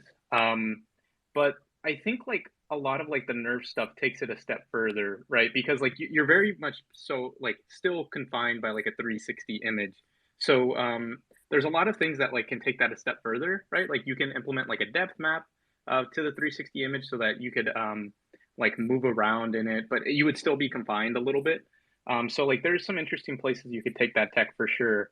But yeah, I think it's really exciting for, I think, like some of the use cases that you've probably seen are like you can use it for like skyboxes in video games, but also like for like animations, you could use it like as the backdrop, right? So yeah, that stuff's definitely pretty interesting. We were doing it, but that stuff's like really expensive to generate because if you want to get it at like that high fidelity, you need to run like at least like a 6K image, right? And so like we were self-funding it, and yeah, it was just like too expensive for us. We're like, oh my goodness, we cannot keep this up. But yeah, they do it very well, and it's a free to use tool, so I would definitely check them out. Can you explain what a skybox in a video game is, just to clarify? Yeah, so a skybox in a video game. So essentially, what it is like it's that backdrop that you see. It's not actually the video game itself, but it's that like background that you see, right? And like sometimes you'll see in video games, you're like, how do you get to that point that you know, there's like a monster in the background. It's like an Easter egg, but you can never reach that point. That's because it's part of the skybox, right? Like it's not actually part of the like the level that you are on. It's like the backdrop to it. So that's why it's like very interesting, I guess. And like if you do the skybox right, your perspective doesn't change. So yeah, it looks like it's like a legitimate background, like you're looking and you're seeing like the mountains in the back, right? So yeah. Yeah, I could add to that and just say like there's an interesting parallel here with the reality capture convo we've been having, right? Like so y'all probably know panoramas. You probably seen those, like you probably use Google Street View where you can like look around anywhere. You probably seen like this. I mean, this stuff goes back to like QuickTime VR circa 94 and stuff like this. So like panoramic photography has been around since like even before it was digital. And what's interesting about it is that's one way of doing reality capture, right? Like you're sort of at this like one principal point. You can look around you, like right, like 3 degrees of freedom, look around you everywhere, but you can't like walk around. And I think AP had it, you know, kind of walked it up beautifully, which is like then maybe you take a depth map, which is sort of like projecting this panorama on this like representation of some structure in the scene, and then you can kind of move your head around. There's a little bit of parallax, and you know, in VR we call it the sixth off dance. You can do the little sixth off dance and like lean from side to side. What's funny is like, you know, Blockade Labs to me is like a 360 camera for latent space, right? Like, so latent space being this like thing that's like, you know, the hidden layers of meaning that these like, you know, diffusion models create, right? Like, and now we have a way of going inside there and like capturing images that are far more immersive. So that's maybe one analogy to think about. And then I did pin this Ditto NeRF thing. Oh, hopefully I'm still here. God damn it, Twitter. But yeah, I pinned this Ditto NeRF thing, which, okay, I can hear you. Okay, so at least my audio waveform isn't working. So I guess, yeah, quality assurance and software development is maybe not the top of priorities at Twitter these days. But yeah, like basically there are other ways you can start creating 3D objects as well, right? So you go from this like sixed off panoramic representation or a skybox. Skybox is just like turning that into, you're inside of a sphere, you're inside this box. And so you've got these like 90 degrees perfectly cut up, you know, tiles that you can put together that look perfect. You can add depth to it, which is what a lot of people are doing. That's where you got those like Ken Burns style animations, and then Ditto NeRF, you know, Dream Fusion, things like that will let you do full 3D objects that come out of it too. So it's really cool. We've got this like sort of pseudo virtual reality that's kind of built from an amalgamation of both real images and like synthetic images, and we can pull out all sorts of these like interesting artifacts from it. Can I ask a question real fast about for the people who are not interested in using this for games? If say the average person wants to take their Midjourney image and put like the avatar they create, you think we would be able to get to that pretty soon, where you could go they would be able to walk around within that if you were able to get the depth map and be able to move forward instead of just being at that center point? Yeah, AP, go for it, man. Okay, cool. Yeah, so NVIDIA is actually working on like that type of technology where you literally put an image and then you can like move within it, right? So I definitely think we're moving in that direction, right? Probably the people who are best suited to like build that type of technology is most likely NVIDIA. Because yeah, like, you know, the 360 images are really, really interesting too, but it's like, how do you take it like a step further? And yeah, NVIDIA is building that tech. If somebody has that demo, if you could pin it, that stuff was super awesome when I saw it.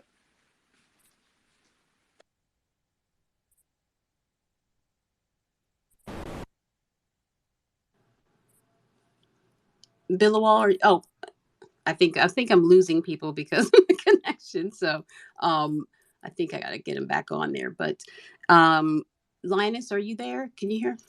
Yeah, I can hear you again. I could not hear you there for a while. Oh, okay. Thank you. Yeah, we're all having a little, luckily my phone's still working. And thank you everybody that's here. I want to just say quickly, I appreciate everybody coming in. And even if you came from other spaces, thank you so much for stopping by and hanging out with us to hear this space. And we just have so many little things to talk about. But thank you all so much for coming in, and please leave any questions and comments. I was trying to go through the comments now in the chat and, you know, drop it in there, and we'll try to get to it eventually if we don't get to it during the space. And look at the different people that are here in the room, and, you know, follow people. If you find, I always learn about new people that I haven't seen before and I wasn't familiar with. So thank you all for coming, and all the people that are here on the panel and different people speaking. Check them out, follow them, see what's going on, their newsletters, shows, YouTube channel. Matt is putting them out every day. I don't know how you produce so many YouTube videos. It's like all the time. Linus has all kinds of stuff going on. Taylor's got a podcast. Billawall has his YouTube, TikTok, and what he's doing here.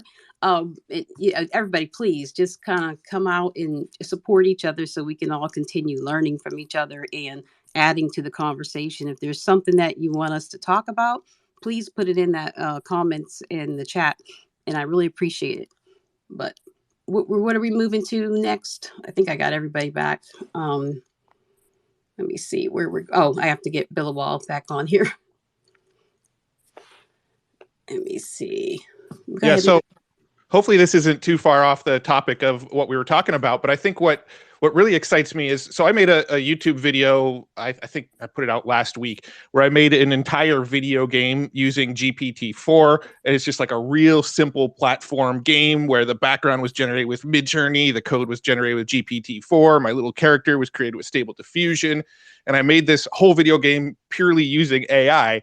And the conversation we're having today really excites me because I feel like I myself, who has no real knowledge in coding and has never considered myself a good artist, will actually be able to create some pretty next level type games or some next level type, computer graphic videos, right? Because I could take something like the BlockadeLabs Skybox and have like my Skybox off in the background that is kind of that, that never-ending scenery that's in the background that you can never quite reach. But then in the foreground, I have like a world that I created with NeRFs, where I actually created it from a real world environment that I walked around in, and I can place, items and objects throughout this game or this movie that I'm making that I created with NeRFs as well. And then if I'm making a movie specifically, I can use something like Wonder Labs and take my own character, my own face, my own likeness walking around, and replace it with a computer generated character.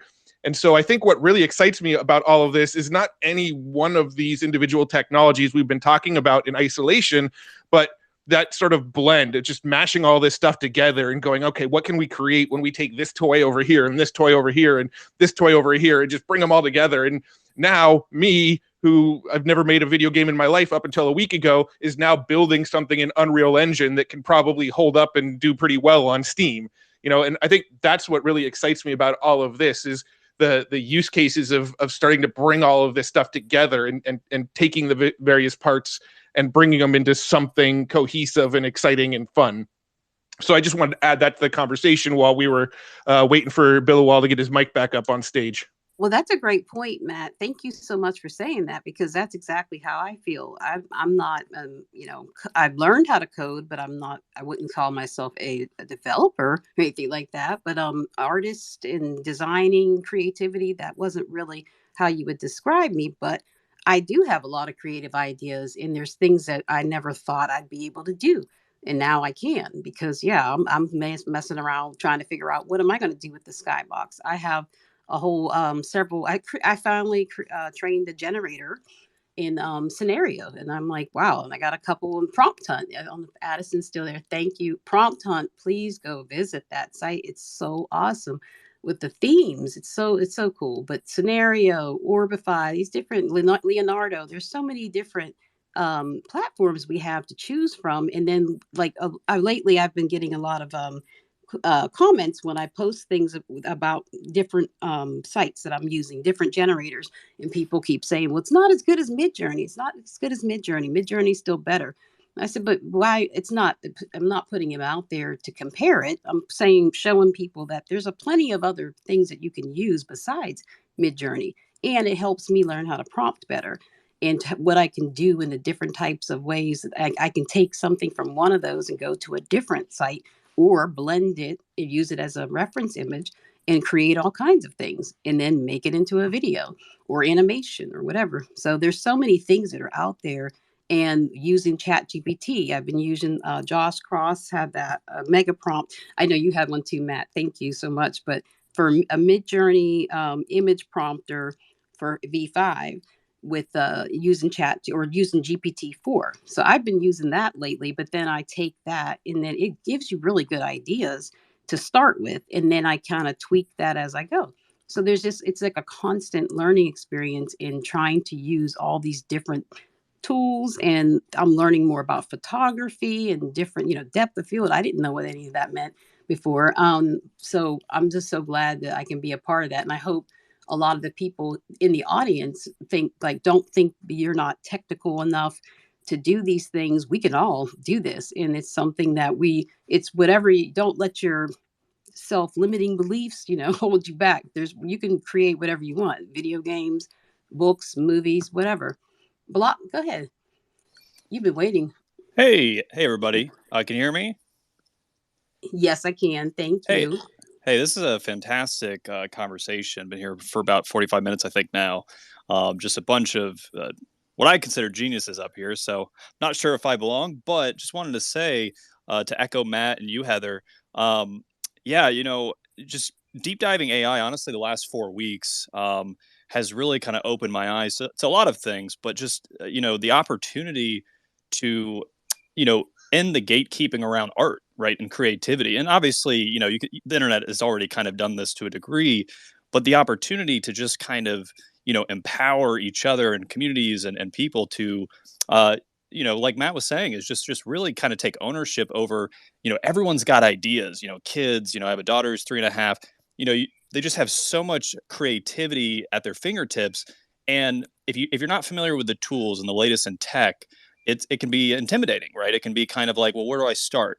And so, like, I'm even trying to train myself right now, learning coding for the first time with Chat GPT and learning how Python actually works. And, I would never even travel down that road before, because I have the opportunity to actually kind of learn it as I do it, right? Especially if you're like a conceptual learner, you kind of need to see how it physically interacts with your creative process to actually then learn some key components of it, right? You can learn calculus, but if you don't know how to apply it, you kind of lose a little steam when you're developing it. So just kind of want to echo you guys and kind of echo, especially the main point around, how art and creativity kind of gets siloed. I've worked in Hollywood for 10 years. it just kind of it goes to the A-listers, or if you're already connected, and if you're not, you really you don't have access, right? You can't just create. And so I think AI is really going to open the Pandora's box of opportunity for people that obviously you got to kind of seek it, but it's at everyone's fingertips in kind of a historical way. So yeah, just super excited about AI's potential and the conversation you guys are having. So just want to echo that. Thank you so much. Thank you. Can I just also pile on? I'm going to keep the train going on this one, and just say yes. Like, learn by doing. I think, like, how crazy is it, y'all, that, like, previously you had to go to school, study computer science, maybe till a master's level to start understanding all this computer graphics stuff and, like, computer vision stuff, and now you can just ask ChatGPT and it'll freaking write the code for you. And then you paste it and you get the errors and you write that back in and it tells you how to fix it.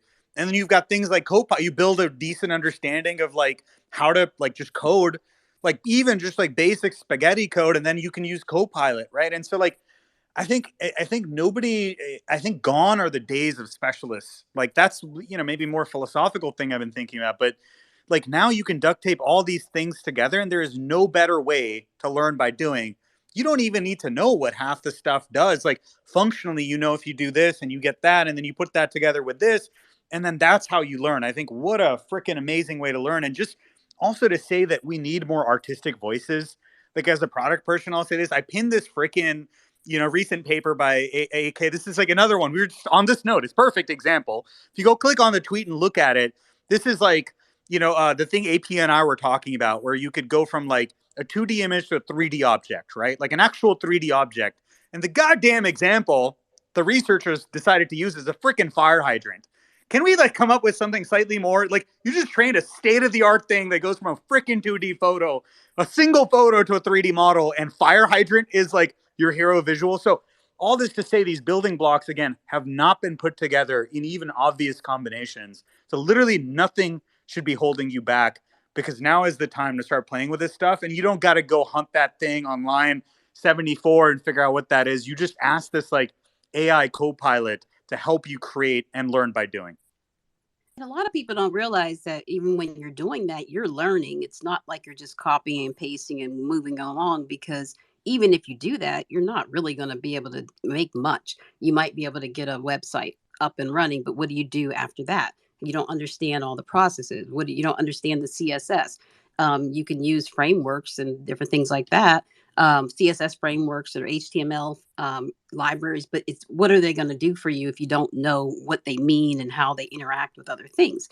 So it's like a tutor, your personal university that you can carry around with you.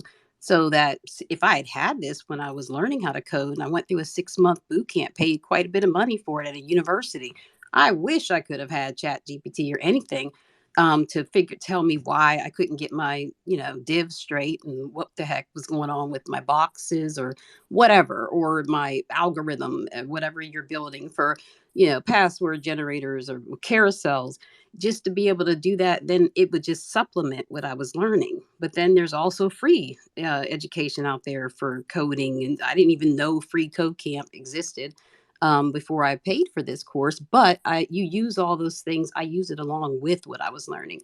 But people, like, with learning how to prompt and understand how different techniques for for the image prompts and what kind of results that you're going to get, you're learning. You might be copying and pasting something at first, but you're still learning. So, but the kids, anybody out there, yeah, you don't never forget college right now. I'm not saying don't go to college, but that's not going to hold you back.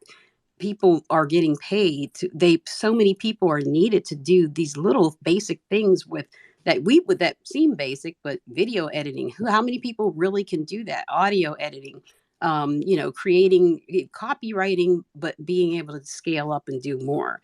There's just so much out there that people can do, and we're just empowered with so many tools. And I hope people stop arguing about whether it's, not that it's ethical, but just saying, is it going to take away the creativity? People aren't even using it, and they're asking those questions and saying that it's taking away creativity. But to me, it's generating more. It's making me more creative. Beautifully put. Beautifully put. All right.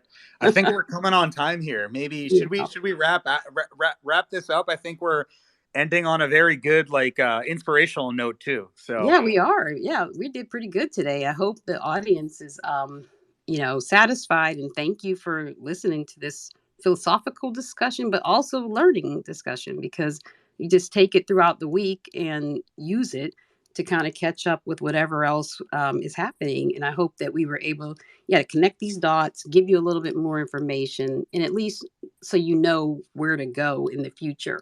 And if you have questions, and I see questions that are in the comments, thank you all very much for leaving them there. And we will try to, different people, please, I'd appreciate everybody's help to go in there and try to answer any questions and offer. If you have links to some resources, please feel free to just take control of that. That's our living record of this. And the recording will be up. And if you all want to listen to it, just take your time and do that. I appreciate so much people. This week there was so many things happening. I couldn't really, focus on any one particular thing other than prompting. So for my newsletter this week, I'm going to just throw out some prompts, and I have Chris Casanova that I'm going to use some of her tutorials that she had this week. And use that in my newsletter and some other things. And I hope that other people, I don't know what you're doing, what's coming up next, but I'd appreciate anybody if you go onto my newsletter, Substack, look at Linus, Matt, please, future tools. I'm waiting for my email today to see what the top tools are. Billawall has just amazing content. Taylor is teaching brand design, graphic design, for your trying to teach people how to do it who don't have a background in design. And there's just so many little things that are going on with all these people in the audience. And I'm sorry if anybody came and we weren't able to get to your particular product or a question. I appreciate it. Thank you so much, though, for coming. And anybody who's DMing me, and I think Linus said this also, of course, he's a lot busier than me. I apologize. I'm not ignoring you. There's just so many. I can't keep up with the DMs and emails and things like that. But I really appreciate everybody's support. And I don't know if anybody else want to say anything to close us out. Taylor, I just love Linus. this space. Every time, it's awesome. Please come here every Friday. I think we're going to try and keep this consistent at this time, right? 3 p.m. Eastern. And we all come from different like walks of life and like different aspects of creative technology.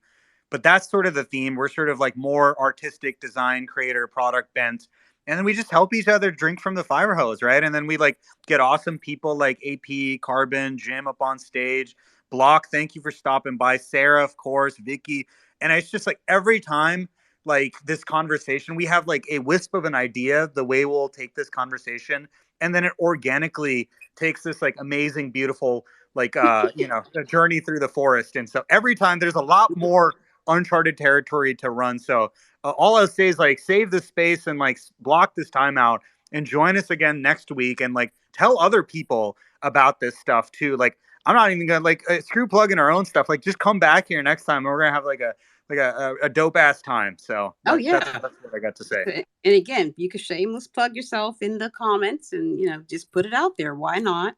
Well, let's all increase. We can work the algorithm, get some engagement going on there. So please, by all means. Heather, a little thought on that is that like I also think like this is fun, and I think a lot of people are just drawn to this because it's exciting. But like this is going to be absolutely essential for anyone who wants to remain in the workplace for the next couple decades, and it's super important for young people. So this is not something just for adults or nerds or anyone. Like if I do not have kids, I have 3 nephews, and I'm desperately trying to get them interested because I know when they get into the workforce, after they go through college, like no one is going to be hired that doesn't know how to use these tools and it's such a rapidly evolving space. It's so essential to stay on top of it. So yeah, just more I guess CTA people that's a good point. join. I have 4 kids and I cannot, they're in various ages, and my daughter's a audio visual class, but she's not as interested in what I'm doing. Mm-hmm. I keep trying to tell them, please pay attention to this stuff and I will also them say, how to use it. Exactly. And academia, for better or for worse, lags about like 4 years in industry. So like by the time you graduate, they usually teach classic ways to do things, which is great. You should learn how to splice film in the film class and stuff and go to a dark room, but they're not going to teach you the stuff that's actually changing the industry in real time. Yeah, it's not going to set you apart from anybody necessarily, unless you have those extra skills and you can maneuver and get more done quickly. But even just for writing and different things like that, the teachers, a lot of people, they're thinking that it's cheating to use ChatGPT. It's like, no, think about it as research. Instead of Googling, I would just go on there and get my outline there and get a starting point and then go. That's not cheating to me. It gives me a place to start from and then kind of reworking that. And it's kind of like a tutor in a way. So I hope that they start using it a lot better. And, just thinking of the different applications that we can have for it. There's just so many little things that it's useful for. And there's not that many people using this outside of our corner of the world here. I noticed it's just like, look, kids and adults, period. A lot of people just really aren't sure about it. So hopefully we can keep evangelizing, I guess, and just spread, like, the more different things we do with it, I hope that we can show people the potential that they have and the different ways we can use it. But no, I don't want to just kind of, get on a soapbox, but it is 5 o'clock on the dot. So I guess we will all go ahead and have a nice weekend. And again, everyone, if you celebrate Easter, happy Good Friday and Easter weekend. Ramadan Mubarak. I hope I said that right, and I apologize. And if you're celebrating Passover, please enjoy your weekend and this blessed time. And everybody, let's just try to, lift each other up and see what we can do for somebody. But thank you Thank you all for so coming. much. You, Oh, thank you, Heather. Linus. Thank Have a you. Thank great you. weekend, everyone. Thank Until you. next. Yes. Thank you.